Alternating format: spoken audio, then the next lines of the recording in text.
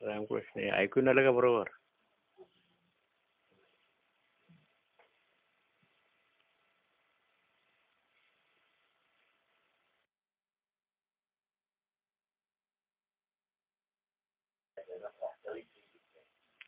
एक दिवस आहे आणि माझी जायची तारीख तेवढा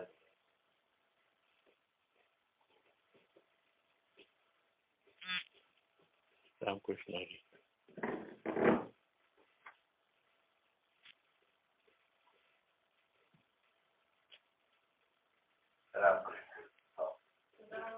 पाऊस सुरू आहे. इकडे पाऊस जास्त असल्यामुळे थोडं उशिरा सुरू केला आहे.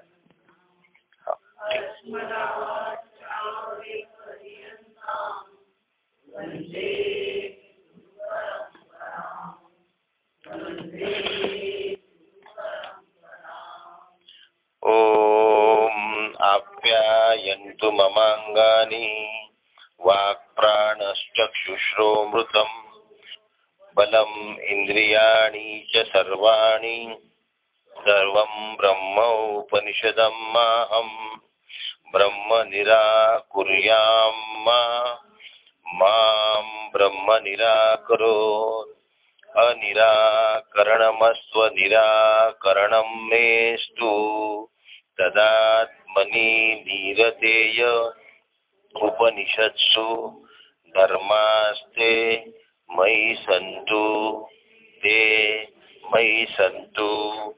ओम शांति शांति शांति.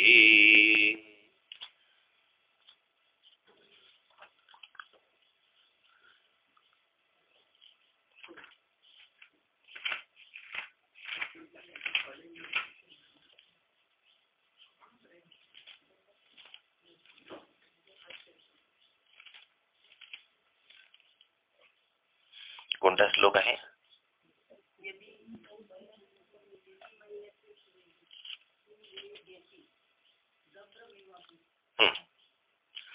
खंड 2. दुसऱ्या खंडाचे थोडस प्रास्ताविक घेतो, अगदी थोडस.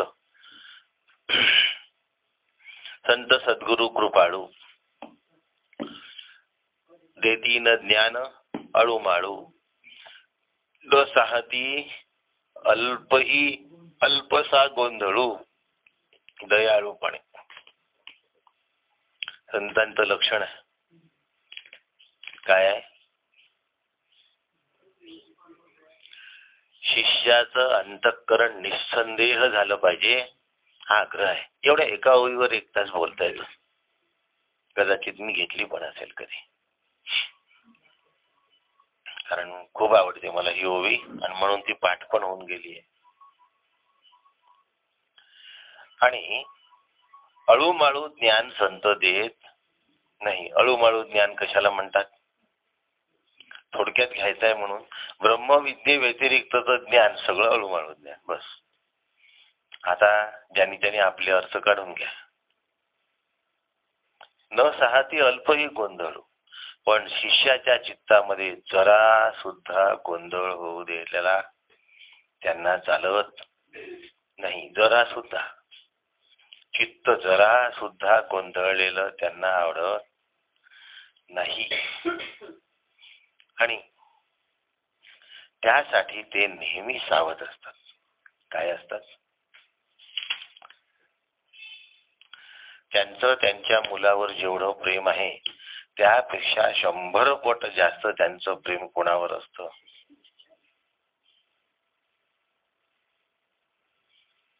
पण सगळी प्रॉपर्टी कोणाला देतील? आणि हृदयावरचं प्रेम कोणाला देतील? काय पाहिजे आपल्याला? काय पाहिजे? प्रॉपर्टी.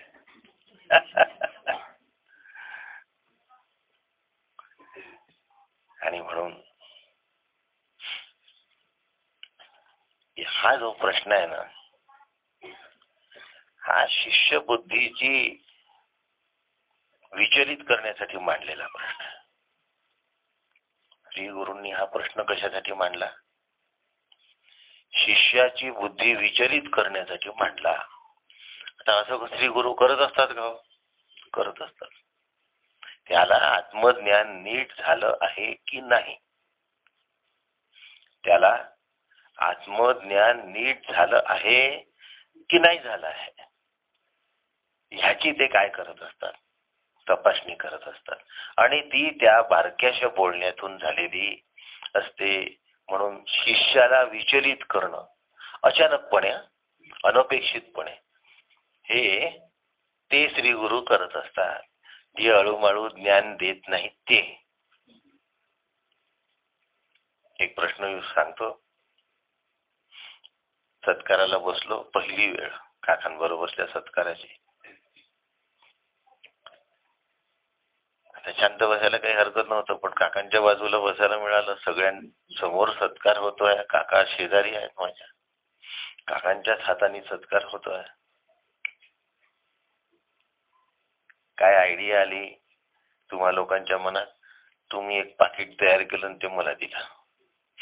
ते आपल्या शेड्यूल मध्ये नव्हतं, काकांना देण्यापर्यंत होतं. म्हणजे शिवगडला देण्याचं वेगळं होतं, काकांचं होतं. मला पाकिट वेळेवर तुम्ही तयार करून दिलं. वेळेवर नाही म्हणायची सोय नव्हती, घेऊन घेतलं. काकांच्या समोर होतं. आणि तिकडे काय म्हणतात त्याला, अभिप्राय देण्याचे हे सुरू झाले. आणि मी माझं पाकिट उचललं आणि काकांच्या पाकिटावर ठेवून दिलं, हळूचपणे, काकांना कळणार नाही इतकं शिताफीने. पण श्री गुरुच ते, त्यांना शिष्याची बदमाशी कळणार नाही अशी कधी शक्यता आहे का? मला पाकिट ठेवू दिलं, मी गप शांत राहिलो, जसं काही म्हणजे मी काहीच केलं नाही असं. आणि माझ्याकडे तोंड करून ते म्हणतात, समजा हे माझं पाकिट मी तुझ्याकडे ठेवलं असतं तर काय बिघडत होतं? तू आणि मी यांच्यामध्ये फरकच काय आहे? काय म्हणले? काही फरक नाही. उत्तर दिलं. मग जर तुझ्यात आणि माझ्यात काही फरक नाही तर माझं पाकिट तुझ्याकडे ठेवल्याने काय फरक पडणार आहे? मग आता हे दोन्ही पाकिट तुझ्याकडे राहू दे. काय म्हणले? इकडे चालू आहे अभिप्राय स्टेजवर सगळ्यांचे, आणि आमचं हळूहळू कुजबुजणं चालू आहे. मी त्यांना म्हटलं, आपण माझे श्री गुरु आहात, परमार्थतः हा भाग ऐक्याचा आहे, पण व्यवहार्यतः माझं पाकिटच व्यावहारिक सत्तेत तुमच्या सुपूर्द करण्याची आवश्यकता आहे. आता तू बरोबर बोललास. ते दोन्ही पाकिट स्वतःकडे घेऊन घेतले. काय केलं? शिष्याला बुचकळ्यात टाकणे. कशासाठी? फजिती करण्यासाठी नाही. त्याचा अभ्यास ठोकून पिटून तयार केला जातो. पूर्वी की नाही घागरी होत्या, गंज होते, त्यांना अशा ठोकणीचे म्हणायचे, काय ठोके असलेले, ते की नाही जास्त मजबूत असायचे. तसं श्री गुरु ठसे लावून घेतात. असं ठरलं होतं की कोणाच्याच घरी काकांना न्यायचं नाही आणि जायचं होतं वाघापूर टेकडीला, नाही चौसाळ्याच्या टेकडीला. आता दर्डानगर वरून माझ्या घरावरून जाणं सगळ्यात सोपं होतं. तो म्हटलं इकडनं चला माझ्या घरावरून जाताना. तर काका म्हणले जहत की अजहत? काय म्हणले? जहत की अजहत? मी म्हटलं काका, मी अजहत बद्दल बोलतो आहे, जहदा बद्दल मला बोलायचं नाही. जहत काय आहे? गंगेवर गवळी वाडा, म्हणजे गंगेवर नाही, गंगेच्या काठावर. माझ्या घरावरून जायचं म्हणजे माझ्या घरात जायचं नाही हे मला सांगावं लागलं त्या ठिकाणी. म्हणजे आता ठीक आहे. काय म्हणले? अजहत तुझ्या घरावरून अजहत लक्षणाने जायचं आहे. तर आता म्हणजे सोप्या भाषेत भागत्याग, भागलक्षणाने जायचं आहे की त्याग लक्षणाने जायचं आहे? जेव्हा हे उत्तर दिलं त्यावेळेला म्हणले आता ठीक आहे. म्हटलं काका हे घर, आणि समोर गेलो. श्री गुरु शिष्याला कुठेतरी काय करून देतात? हादरवून देतात आणि ह्याच्या मागे तो पक्का होणे हा उद्देश असतो. सिमेंटचा पिलर ज्या वेळेला बांधायचा असतो त्यावेळेला त्याच्यामध्ये गिट्टी, सिमेंट, रेती यांचं एकत्रीकरण करत असताना एक व्हायब्रेटर टाकतात आणि तो व्हायब्रेटर असा धडधड धडधड हलवतो. त्यांनी ते आणखी मजबूत बसतं आणि तो पिलर कसा होतो, मजबूत होतो, पक्का होतो, घट्ट होतो. म्हणून ते व्हायब्रेटर चालवायचं असतं. तसं शिष्याला व्हायब्रेट करून घेतात आहे, शेक करून घेतात आहे आणि तशी ती करून घेतली की याच्या बुद्धीतलं ज्ञान घट्ट बसलं आहे की नाही याची खात्री करून घेतात. म्हणून देती न ज्ञान अळूमाळू. त्यांनी जे दिलं असतं ते कसं असतं, मौल्यवान असतं. बरोबर आहे. आणि म्हणून त्याची खात्री करून घेतात की व्यवस्थित ठेवल्या गेलं आहे की नाही. कळतंय का?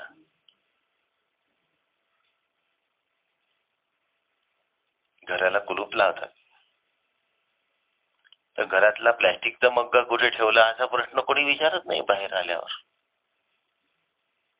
पण ते लॉकर व्यवस्थित बंद केलायस ना असं विचारतात ना. का बरं असं विचारतात? कारण मौल्यवान काय आहे ते आहे. म्हणून श्री गुरु जे विचारतात आहे त्याचं मूल्य त्यांना माहिती आहे. ह्यानी हा काय कमावू शकतो हे त्यांना माहिती आहे आणि ही गोष्ट याच्या बुद्धीतून निसटता कामा नये, गमावल्या जाता कामा नये. म्हणून श्री गुरु शिष्याला काय करत असतात, बोला, बुद्धी विचलित करत असतात. ही असा ठराविक पिरियड नसतो इतके वाजता विचलित करायची तसा इतके वर्षांनी विचलित करायची, तसं नसतं. ज्याचं ज्ञान घट्ट झालं आहे का अशी त्यांच्या मनामध्ये हे येईल त्याच्या वेळेला त्याचं हे करतात. पण श्री गुरूंशी संवाद सुद्धा कसा साधायचा असतो येईलच त्यावेळेला तेही सांगेल. त्याशिवाय अट्रम सट्रम गोष्टी जो करतो, अट्रम सट्रम गोष्टी साधकांनी सुद्धा आपसात करायच्या नसतात. पुढे चलो. जो आत्मा येथे वर्णिला मनबुद्धीसी आगळा तो पाहिजे ठसवला शिष्य मनी. हे सगळं कशासाठी करतात आहे? बुद्धीचं विचालनार्थम. विचलित का करतात आहे? बुद्धी आत्मा आतमध्ये ठसला पाहिजे म्हणून. आत्मा कसा आहे? येयोपादेय आहे. येयोपादेय म्हणजे आला प्रश्न पुन्हा, सांगत नाहीत कोणी. त्याच्यामुळे त्याच्या आधी सांगितलं आहे मी. आता आत्मा प्राप्तव्य नाही, आत्मा त्याच्य नाही. आत्मा हेय नाही म्हणजे प्राप्तव्य नाही, उपादेय नाही म्हणजे त्याज्य सुद्धा नाही. आणि आत्म्याचा त्यागही करता येत नाही, आत्म्याचं ग्रहण सुद्धा करता येत नाही. आणि शिष्याच्या मनामध्ये हे योग्य पद्धतीने ठसवल्या गेलं पाहिजे. हे त्यांचं दयाळुत्व आहे. देतीन ज्ञान अळूमाळू न सहाती अल्पही गोंधळू. दयाळूपणे त्यांचं दयाळुत्व काय आहे? आम्हाला काय वाटतं दयाळू म्हणजे?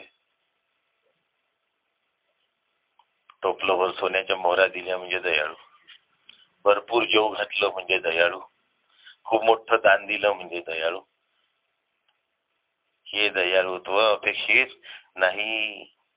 मला आत्मा प्राप्त करायचा नाही आणि आत्मा माझ्यापासून दूर नाही ही खात्री शिष्याची करून देणं हे दयाळुत्व आहे. कारण हीच खात्री नसते. काय वाक्य असते? मला आत्मा मिळेल का? तो मिळण्यासाठी मी कुठे कुठे फिरू, है ना? कश्चिदेत श्रुतम पार्थ त्वयैकाग्रेण चेतसः कश्चिद ज्ञान सम्मोहा प्रनष्टस्ते धनंजय.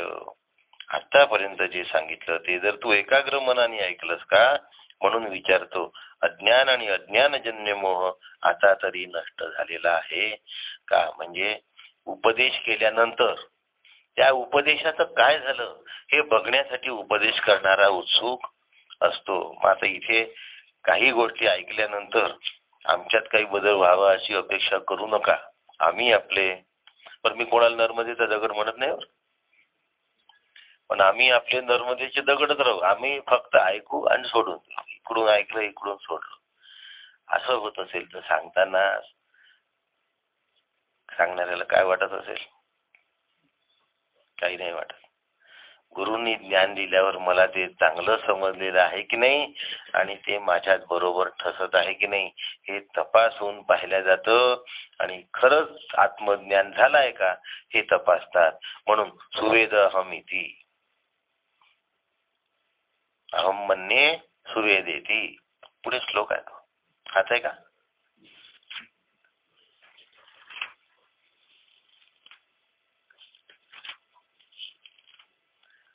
यदि मन्यसे सुवेदेती, यदि मन्यसे सुवेदेती.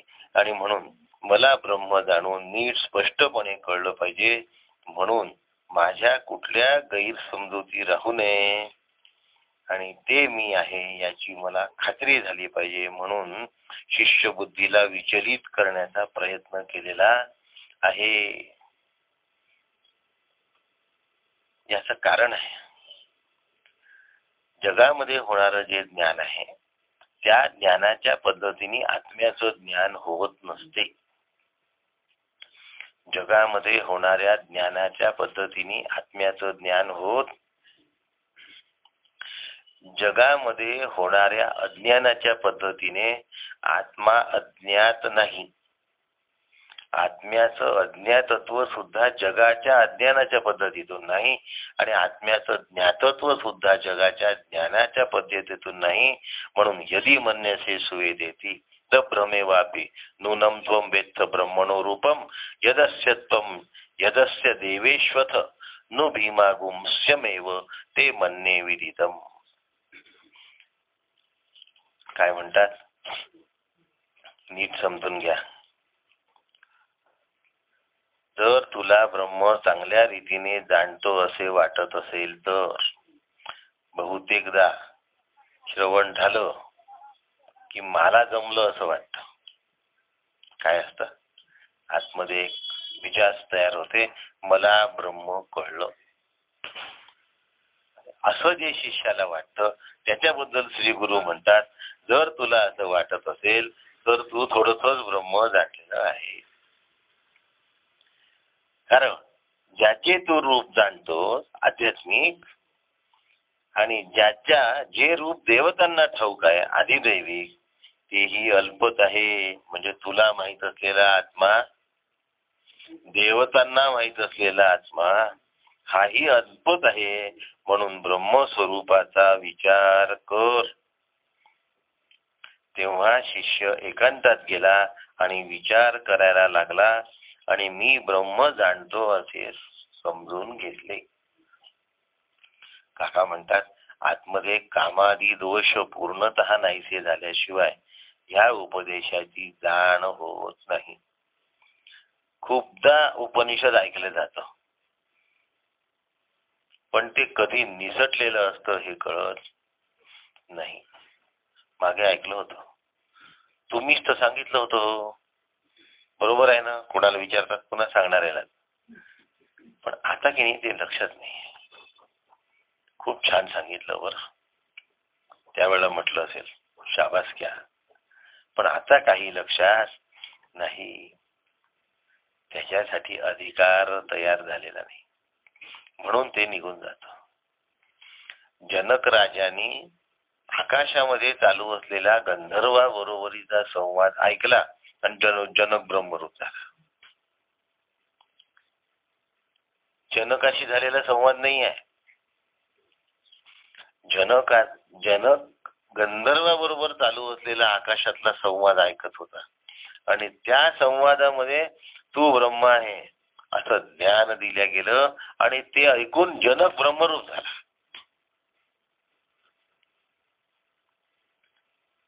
पण असे लोक फार विरळे असतात, कारण आतमध्ये रागद्वेषांचा खळखळ चालत असते आणि मग ते जमत नाही.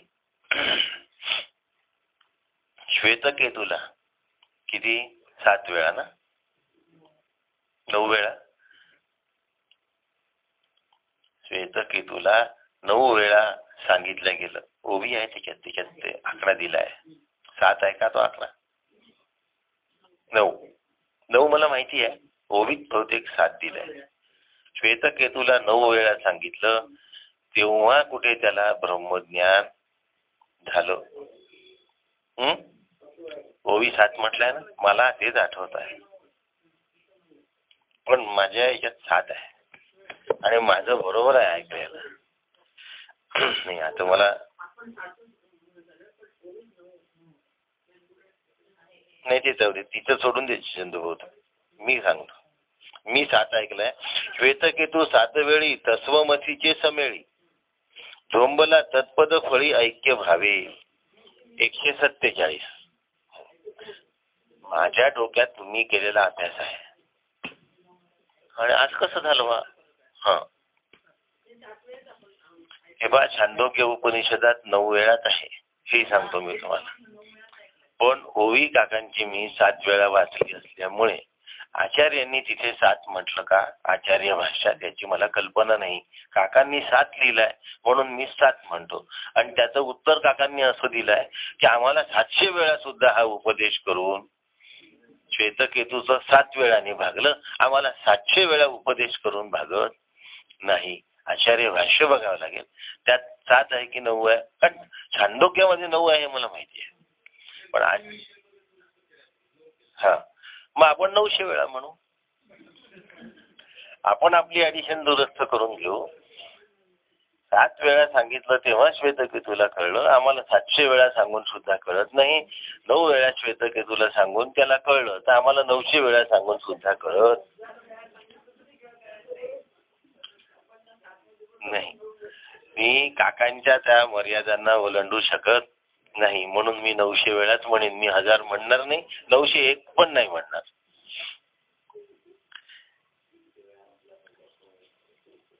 याचं कारण आतमधले काम क्रोधादी विकार. आणि म्हणून श्री गुरु शिष्याच्या ज्ञानाबद्दल प्रश्नार्थक आक्षेप म्हणजे आशंका घेत आहेत. प्रश्न काय सुरू आहे? 2रा अध्यायाचा प्रारंभ सुद्धा पुन्हा प्रश्नाने आहे. म्हणून उपनिषदाचं नाव केन आहे. यदि मन्यसे सुवेदेती, जर तू ब्रह्मस्वरूप जाणतो असं तुला वाटत असेल आणि तुला ते अगदीच अत्यल्पपणे जाणल्या गेलेले आहे, हे लक्षात ठेव. आता हे आवडेल का? शिष्याला आवडेल असं गुरूंनी म्हटलं. आता शिष्याला समजलेलं नाही असंच गुरूंना म्हणायचं आहे. पण गुरु कसे आहेत? तोलून मापून बोलणार आहे. धडकन असं काही बोलून देत नाही माझ्यासारखं. तसं बोलतात, तुला ते अत्यल्पपणे कळलेलं आहे, अगदी एवढंसं कळलेलं आहे, म्हणजे तुला काही कळलं नाही असंच म्हणायचं आहे त्यांना. पण बोलत नाही असं. बोलतात कसं? तुला अत्यल्पपणे कळलेलं आहे. मग आता सरळ सरळ तुला ब्रह्म समजलं नाही असं म्हणायला काही हरकत होती का? प्रश्न आहे बरं का. आचार्यांनी विचारलेला प्रश्न आहे की सरळ सरळ तुला समजलं नाही असं म्हणलं असतं तर काही बिघडत होतं का? पण ते म्हणतात की तीक्ष्म आणि सूक्ष्म बुद्धीचा जो अधिकारी आहे तो राग द्वेष आणि भयादी अंतःकरणातील सर्व दोष क्षीण झालेला शुद्ध बुद्धीचा उत्तम अधिकारी आहे. विरळा साधक आत्मस्वरूपाला चटकन जाणू सुद्धा शकतो. मनुष्याणाम सहस्रेषु कश्चित् यदति सिद्धयेत. पण मर्यादेत आणि अल्पत्वाने जेव्हा ते कळतं तेव्हा ते काय असतं? अपूर्ण असतं. म्हणून काकांची ओवी आहे, ब्रह्म ते मी जाणे अल्पची असे. 153. काही वेळ शब्दातून, श्रवणातून, वाचन आणि लेखनातून शाब्दिक ज्ञान प्राप्त होतो. ओवी शोधण्यामध्ये पुढचं जातं.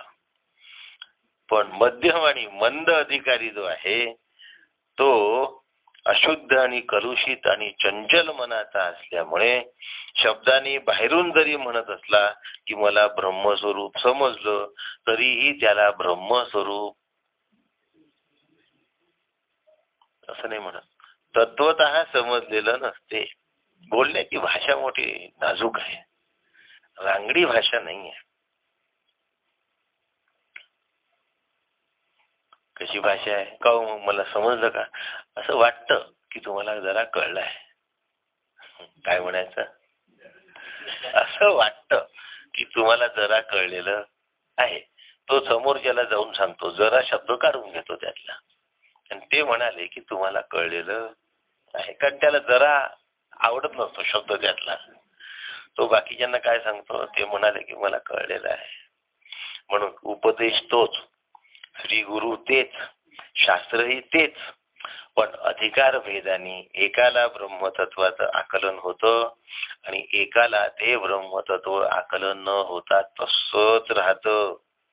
म्हणून नक्की याला कळलं आहे की नाही हे तपासण्यासाठी श्री गुरूंनी आक्षेपरूप प्रश्न विचारलेला आहे, आशंका घेतलेली आहे. यदि मन्यते, इथून हे सुरुवात झाला होय. म्हणजे वर्गामध्ये शिक्षक शिकवतात, यदि मन्यसे सुवेदेती द भ्रमे वापी नूनम त्वत, बस नूनम पर्यंतच आहे बरं का हे. द भ्रमे वापी नूनम, नूनम म्हणजे त्रुटी, अल्पस. वर्गामध्ये शिक्षक शिकवतात, शिक्षक तेच असतात, एकाच वेळी सगळ्यांना शिकवत असतात आणि 100 विद्यार्थी बसलेले असतात. एक मेरिट होतो, एक पास होतो, एक नापास होतो. आता शिकवणं तेच असतं, शास्त्र तेच असतं. ऐकणारे विद्यार्थीही अधिकार परत्वी त्याचा वेगवेगळा अर्थ घेऊन तसं ते समजतात आणि समजलं सगळे जण म्हणतात. रिझल्ट लागेपर्यंत मी पासच होणार अशी सगळ्यांना खात्री असते. निकाल लागल्यावर घोटाळा झाला म्हणतात. याचा आतमध्ये घोटाळा झाला हे याला मान्य नाही. म्हणून ज्ञेय वस्तू जशी आहे तशी ज्याला कळते त्याला यथार्थ ज्ञान असं म्हणतात. थोडं थोडं कळलं आणि थोडं थोडं नाही कळलं त्याला अयथार्थ ज्ञान असं म्हणतात. ज्ञेय वस्तू जशी आहे त्याच्या अगदी विरुद्ध कळली त्याला विपरीत ज्ञान असं म्हणतात. आणि काहीच न कळणं याला अज्ञान असं म्हणतात. मी कुठे बसतो, ज्याचं त्यांनी तपासायचं, ज्याचं त्यांनी तपासायचं. सांगतात हो, पण मी कठीण नाही का हो सांगत? नाही म्हणजे असं सहज आपल्यात विचारून घेतलं. आता त्याच्या लक्षात आलं की आपल्यात म्हणजे आता हे बाहेर जाणार नाही. खरंच कठीण आहे म्हणायचं नाही बरं. का कठीण जातं? कारण आम्ही आमचा स्तर यथार्थ ज्ञानापर्यंत घेतलेला नाही. आधीच सांगितलं इथे अर्थ जे आहे हे प्रापंचिक अर्थ लागू होत नाही. प्रापंचिक अर्थ या ठिकाणी लागू होत नसल्यामुळे थोडं कळलं आणि थोडं राहून गेलं. एक उदाहरण देऊन देतो म्हणजे मग लक्षात येईल. सांगितलं हो गुरूंनी की तू ब्रह्म आहे, पण आता असं आहे क्षणभर म्हणजे त्यांनी सांगितलं तर खोटं नसेल, पण कसं म्हणजे ब्रह्म कसं हो? नेहमी तर हा नाक आहे, कान आहे, हात आहे, पाय आहे, जेवण आहे, खावण आहे, सुख आहे, दुःख आहे, ब्रह्म कसं असेल हो? पण आता ते म्हणतात तर काहीतरी त्यांना दूरचं दिसत असेल, आपण गृहीत धरावं. याला अयथार्थ ज्ञान असं म्हणतात. काय म्हणतात? अयथार्थ. मग अयथार्थ ज्ञानावर तर आपल्याच मल्ली नातीने उपचार करतो. गुरूंनी दिलेला उपचार नाही करत. कारणासह दुःख निवृत्ती करणार नाही, तर आपल्या पद्धतीने दुःख निवृत्ती करतो. अयथार्थ ज्ञान. मग 5 मंगळवार करेल, 4 गुरुवार करेल, ते आकडे माहित नाही मला काय किती असतात ते, कारण मी केलेच नाही कधी आयुष्यात. एक सुद्धा अनुष्ठान करण्याच्या भानगडीत पडलो नाही, काहीच नाही. पटतच नव्हतं मला आधीपासून. आणि म्हणून आत्मज्ञान इतकं सहजपणे होत नाही हो. काय वाक्य आहे? इतकी चीप आत्मज्ञान नाही की कुणालाही कळेल आणि काही न करता थोड्याशा श्रमाने ते कळेल. इतकं आत्मज्ञान स्वस्त किंवा हलकं नाही. म्हणून त्याला काय म्हणतात? राजविद्या आणि राजगुह्यम. पवित्रम इदम उत्तमम. सर्वोत्तम, सर्वात पवित्र असलेला, सर्वश्रेष्ठ विद्या आणि अत्यंत गुह्य असलेली विद्या आहे. एकदम कळेल का? ज्याला कळली नाही त्यांनी बघून घ्यावं आपण कोणता अधिकारी आहे, यथार्थ ज्ञानाचा, अयथार्थ ज्ञानाचा, विपरीत ज्ञानाचा की अज्ञानाचा. ज्यांनी त्यांनी आपापलं तपासायचं असते. ब्रह्मस्वरूप अत्यल्प कळले म्हणता तर मग ते अनेक रूपात लहान मोठं असं आहे का? शिष्य प्रश्न विचारताय. तुम्ही म्हणता ना की तुम्हाला अत्यल्प ब्रह्म कळलाय. मग एकाला हत्ती म्हणजे सूप आहे असं वाटतं, एकाला हत्ती म्हणजे खंबा आहे असं वाटतं. माहितीये ना, कथानक सांगायची गरज नाही. आता हे चार जे आंधळे आहेत, अविद्याग्रस्त आहेत, विद्येने आंधळे, विद्या नसल्यामुळे आंधळे झालेले आहेत, त्यांना हत्ती वेगवेगळा दिसतो. मग आता वेगवेगळा दिसला तसं ब्रह्म कोणाला लहान वाटतंय, कोणाला मोठं वाटतंय, असं काही आहे का? मग छोटा मोठा भेद आहे का? वेगवेगळ्या भागात ते विस्तारलेलं आहे का? तुम्ही म्हणता मला अल्प कळलं म्हणजे मला इकडलं कळलं आणि इकडलं नाही कळलं असं आहे का?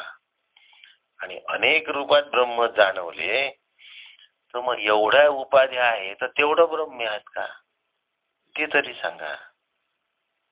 मग तुम्ही म्हणता की नामरूपातीत अव्यक्त स्वरूप ब्रह्माचं आहे.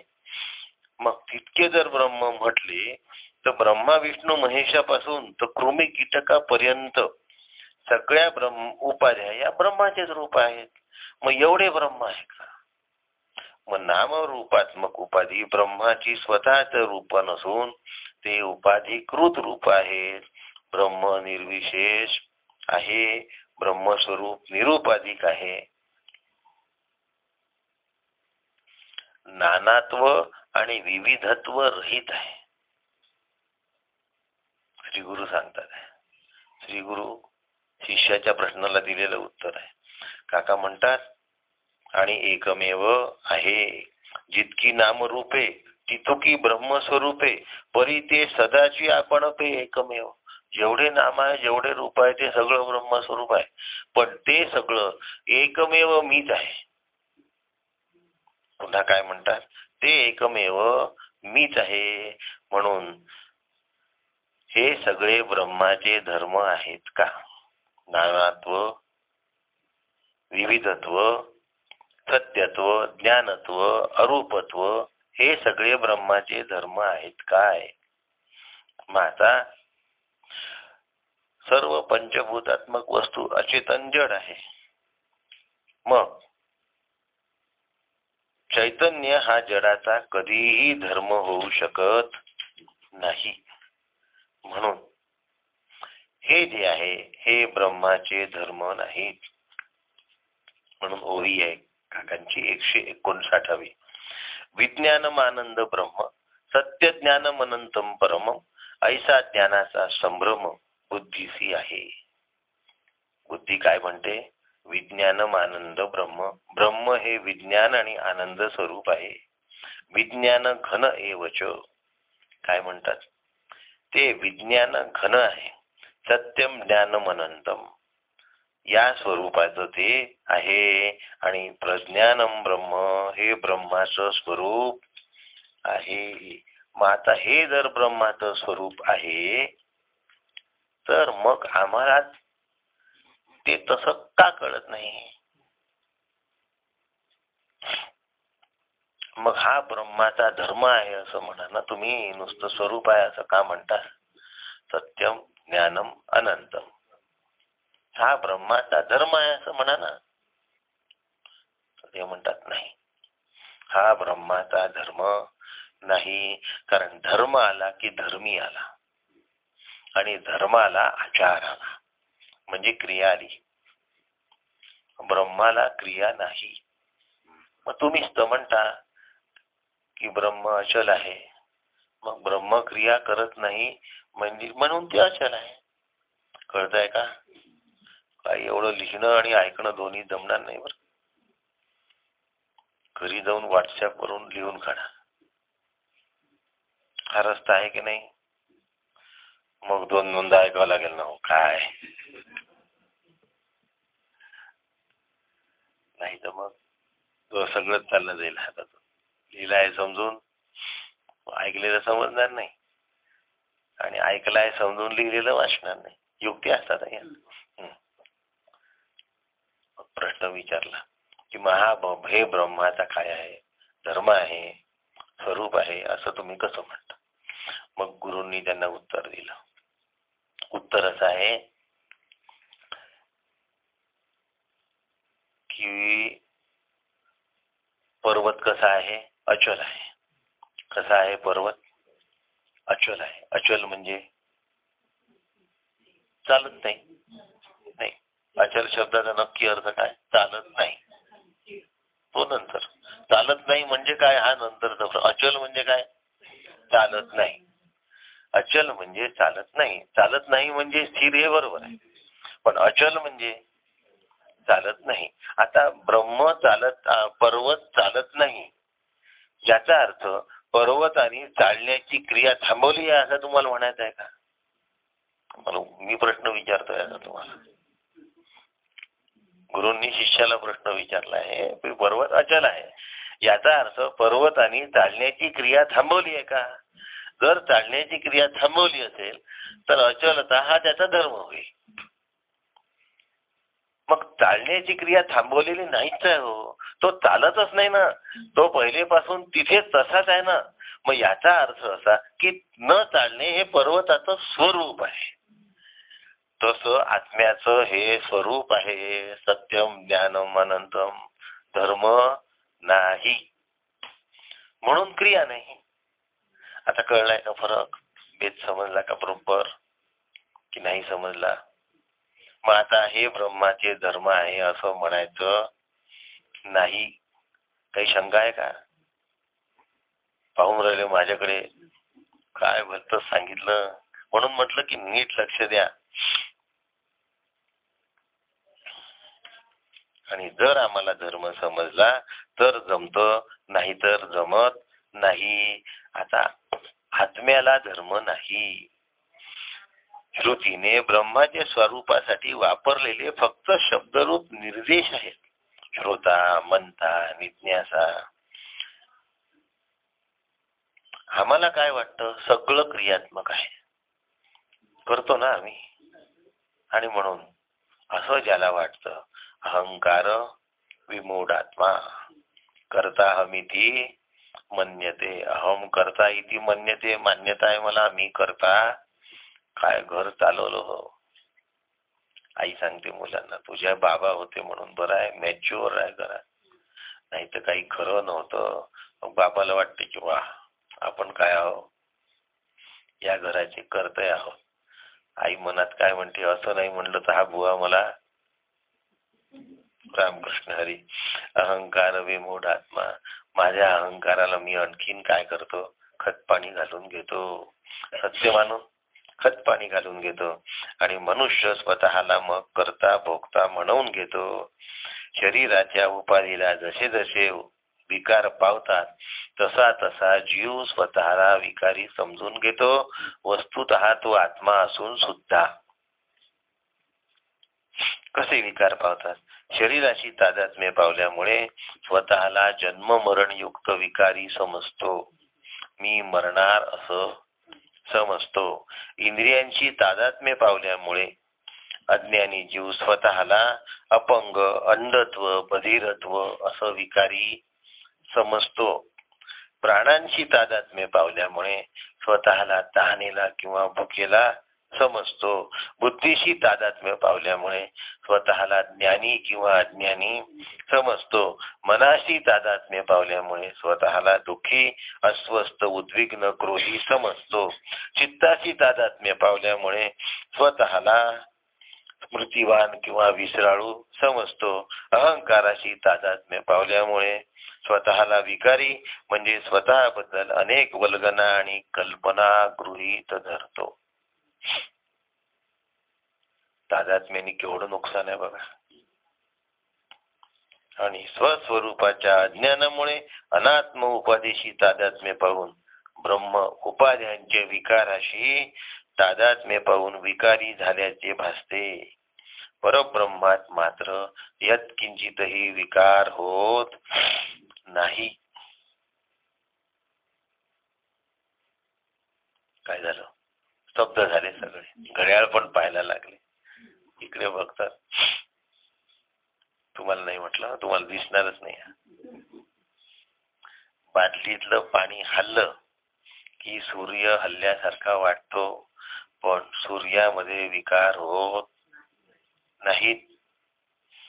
कारण सूर्याचं प्रतिबिंब बाटलीतल्या पाण्याशी तादात्म्य पावल्यामुळे तो विकार जाणवतो, पण सूर्यात कुठलाच विकार नसतो. मग ब्रह्माच्या ठिकाणी जीव ईश्वर असा अंशी कल्पित भाव नाही, म्हणून ब्रह्माला तसा सुद्धा विकार नाही. जीवत्व हा ब्रह्माचा विकार नाही, ईश्वरत्व हा सुद्धा ब्रह्माचा विकार नाही. ब्रह्म निर्विकार आहे. आत्मा शरीरात जरी राहत असला तरीही तो तादात्म्य पावत नसल्यामुळे विकारी होत नाही. ब्रह्म जगतात सर्व व्याप्त असलं तरी सुद्धा तादात्म्य पावत नसल्यामुळे तेही विकारी होत नाही. मग आता प्रश्न आहे, तू ब्रह्म जाणलं कसं? कसं आहे? गुरु विचारतात आहे, लक्षात ठेवा, जागे राहा बर का, डोळे लागतात आहे. उपास्य देवतांचे स्वरूप आध्यात्मिक उपाधीने परिच्छिन्न आहे, ते तू जाणलं आहेस, म्हणून तू अल्पसो ब्रह्म जाणलेलं आहे. आध्यात्मिक उपाधीने परिच्छिन्न असणाऱ्या ब्रह्माला ब्रह्म स्वरूप असा म्हणतात. आध्यात्मिक उपाधी म्हणजे सांगावं लागेल. आध्यात्मिक ताप माहिती आहे की नाही? मग आधी म्हणजे शरीर, आधी म्हणजे शरीर, आध्यात्मिक उपाधी म्हणजे शरीर. शरीर या उपाधीमध्ये मी ब्रह्म आहे असं वाटतं. काय काय वाटतंय? मी आहे नाही, मी ब्रह्म आहे, मी ब्रह्म आहे, मी ब्रह्म आहे. तुम्हाला काय वाटलं? असं ज्याला वाटतं त्यांनी अल्प ब्रह्म जाणलेलं आहे, म्हणजे त्यांनी ब्रह्म जाणलेलं.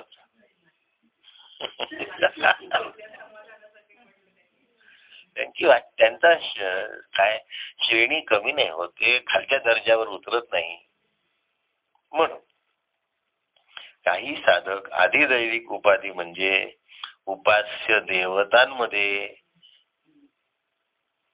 ब्रह्म आहे असं समजतात आणि विग्रहांमध्ये परिचिन्नत्वाने ब्रह्मस्वरूप बघतो. त्याने सुद्धा अल्पत्वाने ब्रह्म जाणलेलं आहे, म्हणजे जाणलेलं.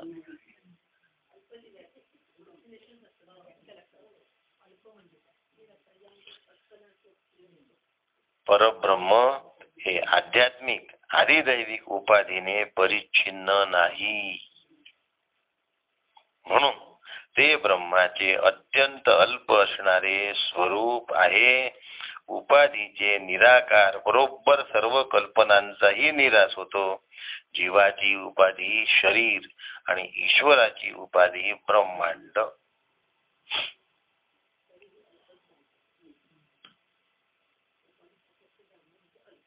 म्हणून उपाधिरहित निर्गुण निर्विशेष असणारे अद्वय ब्रह्म नित्य शाश्वत असूनही त्या परब्रह्माचे आकलन होणे आणि ज्ञान होणे तितकेसे सोपे नाही. थोडस ऐकलं की असं वाटते की आम्ही आता झालो ब्रह्मच झालो बस. मग बोलायला लागतो आपसात, मला की नाही आता ब्रह्मरूप झाल्यासारखं वाटतं. काय वाटतं? आता मला ब्रह्मरूप झाल्यासारखं वाटतं मी ब्रह्मच आहे, दुसरं काही नाहीच आहे. का हो? कसं काय वाटतं असं तुम्हाला? काही खायला दिलं तरी खातो मी, कधी कुरकुर करत नाही, आहे की नाही? हो.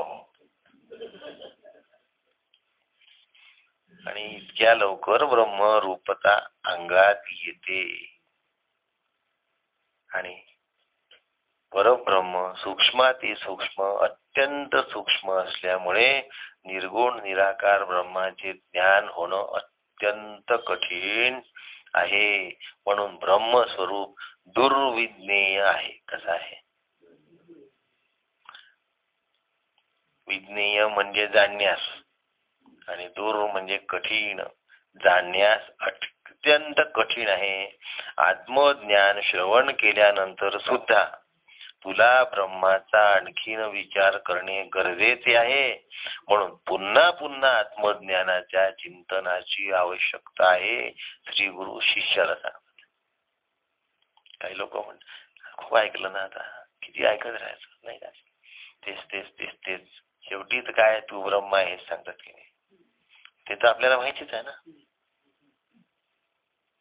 हो, तर मग तू अल्पस ब्रह्म जाणलेलं आहे. म्हणून श्री गुरु मुखातून श्रवण केलेल्या आत्मज्ञानाचे पुन्हा पुन्हा मनन चिंतन, शास्त्र शब्दावरील गुढार्थावर पुन्हा विचार, तत्वाच्या लक्षावर विचार, तर्काने त्या ज्ञानाचा निश्चयात्मक निर्णय केला, युक्तीच्या साह्याने ते ज्ञान संशय विपर्य रहित आणि दृढ केले, त्यानंतर त्या ज्ञानाने स्वतः अनुभव घेतला व त्या ज्ञानामध्ये निष्ठा प्राप्त केली, तर हे होते. टप्पे कठीण आहे की नाही? एवढे टप्पे आहे असं आम्हाला माहितीच नाही, म्हणून पुन्हा सांगतो.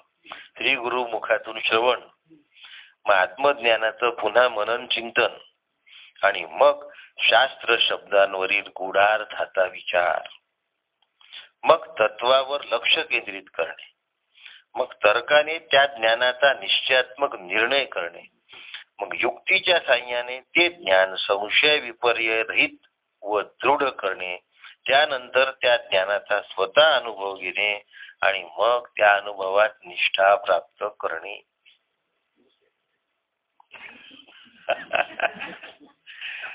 कठीण आहे की सोपं आहे?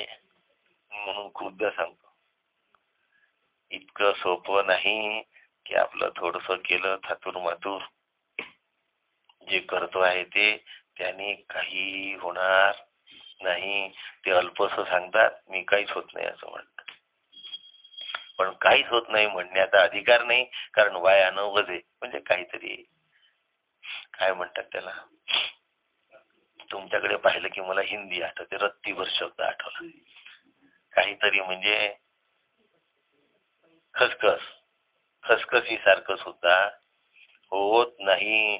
म्हणून भीमागुम, भीमागुम शब्द फक्त काकांनी स्पष्ट केलाय, लक्षात घ्या, कुठेच नाही केला बाकी. भीमागुम म्हणजे पुन्हा पुन्हा विचार कर आणि यथार्थ चिंतन पूर्वक विचार कर. भीमागुंबर कोणी लिहिलेलं नाही, फक्त काकांनीच लिहिलं आहे. म्हणून श्रुत्या म्हणजे श्रुती प्रमाणाने, युक्त्या म्हणजे युक्ती प्रमाणाने, आणि अनुभूत्या म्हणजे स्वानुभव प्रमाणाने ज्ञाननिष्ठा प्राप्त करून जो गुरूंजवळ येऊन म्हणतो की हे श्री गुरु, ते ब्रह्मस्वरूप मी आत्ता जाणलेले आहे. शिष्य काय म्हणतोय? ते ब्रह्मस्वरूप मी आत्ता जाणलेलं आहे. श्री गुरु म्हणतात ब्रह्मस्वरूप तू आता कसं काय जाणलं रे? मग काका म्हणतात लोह परिसेसी लागला, थेंबुटा सागरी मिळाला, गंगे सरिते संगम झाला, तत्क्षणी. वाक्य काय आहे? तत्क्षणी सागरात पावसाचा थेंब पडला, लहानसा ओहोळ गंगेला मिळाला, आणि तिसरं काय आहे? लोखंड परिसाला स्पर्श केलं, त्या क्षणाला तो काय होतो? थेंब सागर रूप, ओढा गंगा रूप, आणि लोखंड सुवर्ण रूप. त्या क्षणी होतं. तस जीव ब्रह्मरूप होतो. तुला कसं कळलं झालेलं? पुन्हा गुरु विचारतात, तुला कसं कळलं? श्री गुरु शिष्याला अंशी भावातून बाहेर काढत आहेत. हा जो प्रश्न आहे कशासाठी विचारला, शिष्याला कशासाठी हादरवलं? अंशी भावातून बाहेर काढायचं आहे. अंश कशाला म्हणतात? बरोबर. उदाहरण देऊ, साखरेच्या पोत्यातून साखरेचा एक कण घेतला म्हणजे एक अंश घेतला, म्हणजे साखरेचं पोत अंशी झालं. मी ईश्वराचा अंश आहे म्हणजे ईश्वर अंशी झाला. ब्रह्म अंशही नाही, ब्रह्म अंशीही नाही, कारण ब्रह्माचे भाग होत नाहीत. म्हणून ब्रह्माला काय म्हणायचं? निरंश. पुन्हा काय शब्द आला? ब्रह्माला निरंश म्हणायचं. ईश्वर, जीव आणि ब्रह्म असे 3 भाग केले. ब्रह्मात साखरेच्या दाण्यासारखा अंश म्हणजे जीव, पोत्यासारखा ईश्वर अंशी आणि ब्रह्म निरंश. आणि म्हणून आकाशात उपाधीच्या भेटाने घटाकाश, मठाकाश, चिदाकाश, महाकाश हे जसे कल्पित भेद आहेत, तसे ब्रह्मामध्ये जीव आणि ईश्वर हे कल्पित भेद आहेत. मग आता तुला कोणतं ब्रह्म कळलं मला सांग?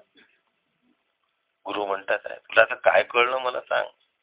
आता जिथे द्वैत आहे तिथे निर्भयता आहे, आणि निर्भय होणे हा परमार्थाचा हेतू आहे. पण मला निर्भय होण्याची गरज नाही, मी मूळचा निर्भय आहे. जोपर्यंत निर्भय होण्याचा प्रयत्न करतो तोपर्यंत तो काहीतरी करतो. काठी ठेवेल, बंदूक ठेवेल, चाकू ठेवेल, 10-20 माणसं ठेवेल, सत्ता ठेवेल, अधिकार ठेवेल, आणि त्यांनी जोपर्यंत तो निर्भय होण्याचा मन घट्ट करेल, पक्क करेल, विचार करेल, तोपर्यंत निर्भयता ही कच्चीच राहणार. मी मूळचा निर्भय आहे हे ज्या क्षणाला कळेल त्या दिवशी मला कोणीही काहीही केलं तरी काही होण्याची शक्यता नाही. कारण निर्भयता माझं स्वरूप आहे. निर्भयतेसाठी क्रिया करण्याची गरज नाही. द्वंद्व असतं तोपर्यंत भय असतं. द्वितीया द्वयी भयन भवती. म्हणून अमर होण्याची गरज नाही, मी मूळचाच अमर आहे.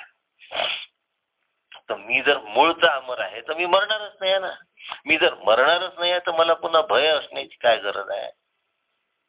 म्हणजे विचार कुठे आला पाहिजे? मी मूळचा निर्भय आहे, मी मूळचा अमर आहे, मी मूळचा आनंद रूप आहे. काय आहे म्हणजे मग मला प्रसन्नता कमवा, मग वातावरण पाहिजे, मग आजूबाजूला झाडं पाहिजे, नदीचा काठ पाहिजे, पहाडावर बसलं पाहिजे, खाली मृगजी नसलं पाहिजे, वरती व्याघ्रजी नसलं पाहिजे. हे असले काही काय म्हणतात त्याला गोंधळ चालत नाही. जे जे शास्त्री वर्णिले ते गुरुमुखाने ऐकले आणि अनुभवे जाणवले. कळले तेची पैसेनी ब्रह्म जाणता, अहम ब्रह्मास्मी हे जाता, आला सद्गुरूशी सांगता, जाणे ते मी. आता एकांतात गेला होता, गुरूंनी पाठवलं होतं की तू जाणलं म्हणतोस ना, जा एकांतातून काय जाणलंय याचा विचार करू दे. कारण तुम्हाला माहिती असेल पहिल्या अध्यायात सुद्धा त्यांनी जाणलंच होतं, आणि आता दुसऱ्या अध्यायात पण त्यांनी जाणलंय. आता गुरु त्याला म्हणतात नेमकं तू काय जाणलं ते सांग. गुरुनी त्याला आता हाजरा दिला, हलवला, आणि हलवून तो एकांतात गेला. आणि एकांतात गेल्यानंतर तो गुरूंना येऊन सांगतोय की मी ब्रह्म जाणलेलं आहे.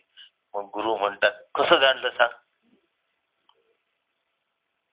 त्याचं उत्तर त्यांनी दिलंय. उत्तराचं स्पष्टीकरण उत्तर आहे नाहम मन्ये सुवेदेती नो न वेदेती वेदच अविज्ञानस्तद्वेद तद्वेद नो न वेदेती वेदत. काय म्हणतोय? मला ब्रह्म चांगल्या रीतीने समजले असेही मी समजत नाही, ते मी जाणले नाही असेही मला वाटत नाही, म्हणूनच मी ते जाणतो. जो कळलेही आणि कळलेही नाही अशा प्रकारे जाणतो त्यालाच ते जाणले गेलेले आहे. म्हणजे काय? उद्या बघू. कसं आहे उत्तर? रामकृष्ण हरी. राजविद्या राजगुह्य सोपं कसं नाही.